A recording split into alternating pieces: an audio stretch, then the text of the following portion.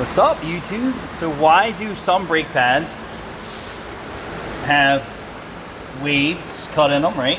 Waves, channels, okay? Different channels, different shapes. So these are all kind of like OEM.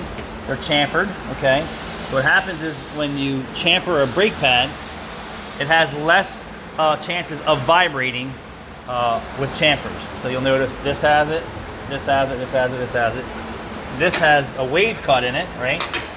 And then it has this S pattern. So what happens with these, just like your sidewall, expansion and contraction, it helps with that, okay? Because this does expand and contract at different rates. This also helps remove moisture on some debris, not a whole lot. And then same thing here.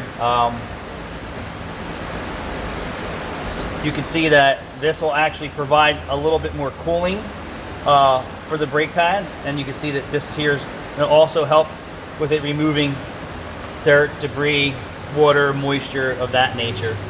But yeah, most of this is just an expansion joint primarily, but it is an area that certain amount of dust and dirt and debris can get in there and get out of there. It also helps the friction material from dissipating heat as well. But it doesn't matter what you have for friction material, and don't be concerned if you see a brake pad that doesn't have this in there. And typically you'll see that on the cheaper friction materials. And then back in the day, they used to rivet friction material together with rivets, right? So riveting the friction material would help bond it better, adhere it to the metal backing plate. Now they use adhesives that bond the friction material to the metal, and that's very reliable. And I've actually seen riveted friction material come loose, and I've seen these separate from their backing. But riveted material actually would help cool the friction material down too, because it would have air gaps wherever the rivets are on the brake pads. And if you don't have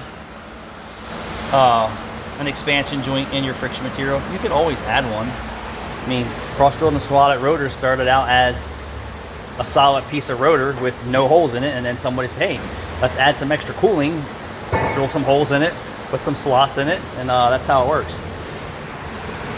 And these are Wagner's. I can't really make out what they are. And Wagner's usually a pretty good pad.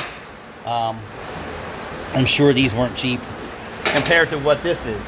And so the backing plate is probably exactly the same, cut from the same jigs, I would bet you. Yeah, so from different brands to different brands. So the Wagner one has a wear indicator. So there's the Duralast. Yeah, but this is just, you know, the technology that goes into some of the more expensive product lines for friction material.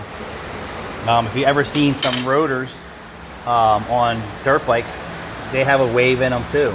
You know, that helps cut down on weight, but also helps it cool a lot better also. But yeah, so much technology into today's braking systems and friction material and formulations. But don't be concerned if you see you're taking off your OEM brake pad for whatever reason. They're squeaky, they're noisy, you don't like the stopping power, and then you buy some super expensive stuff and the cuts in the friction material don't match what you're taking off. That brake pad's going to perform in many different ways than this brake pad, and vice versa. There's also different colors and compositions. So you can buy a full ceramic, you can buy a semi-metallic, you can buy all different types of things for these vehicles today in different colors, and they all provide different features and benefits. Thanks for watching.